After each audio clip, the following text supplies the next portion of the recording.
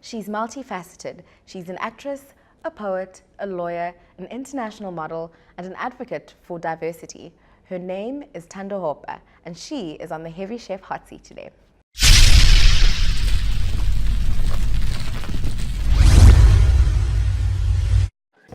Thando, welcome to the Heavy Chef Hot Seat. And congratulations on gracing the cover of Vogue Portugal. Thank you. Massive, massive.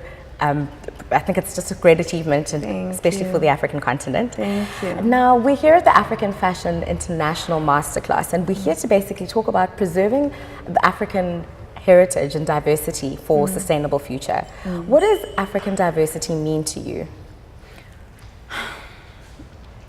I think if I were to give you an anecdotal perspective of what I think African diversity is cognitive diversity. I think, we come in different kinds of bodies, and all of these bodies, whichever way they're colored, each color comes with a political consequence, a social consequence.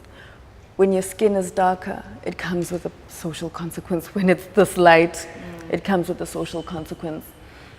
Because our bodies have all of these stories that they carry, that we're born into. You're just born into this body, and you're born into this body's story.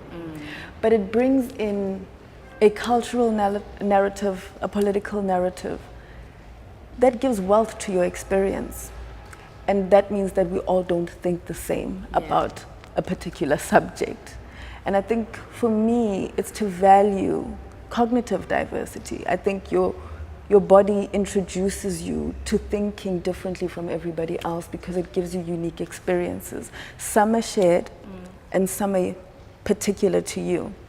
So I think that's for me African diversity. I know it's quite a general way of putting it, but yeah. And we have a lot of Western culture influence from all around the world. How do we as Africa protect our uniqueness and our identity as the African continent? Because the influence is through our music, it's through fashion, it's through so many things. How can we protect our identity as the African continent? I think protect identity is quite a strong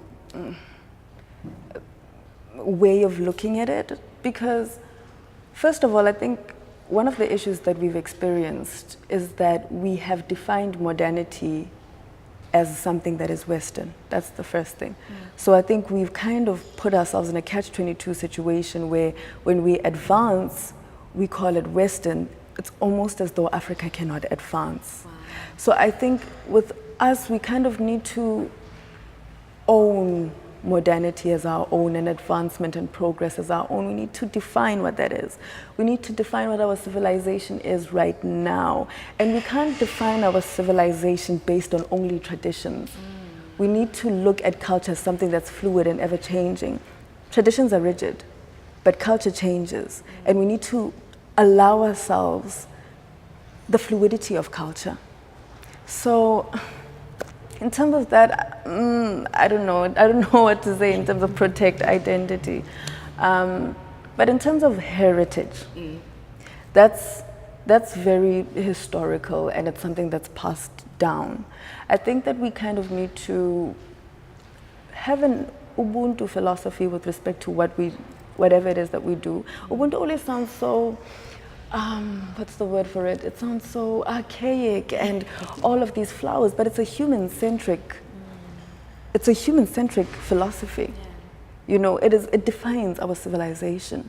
It defines everything that we did, whichever way we interacted, in terms of however we advanced, whether it was technology, clothes, traditions, all of it, right? It was an Ubuntu-centric philosophy.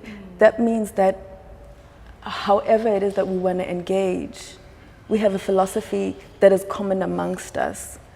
And for the future generation coming up, how could we, advise them or inspire them to actually remain proud in being African? And just how can we go about inspiring them to just preserve their heritage? I think we haven't really, for instance, let's just take a concept like Ubuntu. Usually when people have certain concepts, they extrapolate on them, they interrogate them, they go through even something like the Bible, right? Yeah. You have many schools of thought. with respect to Ubuntu, we always make it this flowery little thing. Oh, you know, oh, Africans and Ubuntu, oh, it's so beautiful. But we don't actually take the time to make it really a genuinely academic exercise. Because I think young people, young Africans, they want to be part of this cultural identity that is Africa, but we don't really want to give them explanations for things. There's so many gray areas in that identity, and we don't actually try and hone it by writing, extrapolating, giving them reasons on why do we do certain things, why do we have certain kinds of fashions, why do we have certain kinds of traditions, you know? Because a lot of the times when you reason with an individual, they own the story as theirs. But if you just dictate to them, you just need to do this because it's just done that way, then they're not going to take it as their own. They can't, it doesn't impart who they are. They don't have a story for it, you know. So I think more than anything, the first thing is I think we really just need to write. We need to write, like, if there's one thing that I think we've underestimated, is writing about our own cultures and our own experiences and everything, fashion, whatever it is, from our perspective. Yeah. Thando, thank you so much for your time. Thank you. Thank you. It was just lovely engaging with you. Thank you. That was Thando Hopa. You heard it here first from Heavy Chef. If you want to be a part of any of our learning experiences or masterclasses, simply hop onto www.heavychef.com.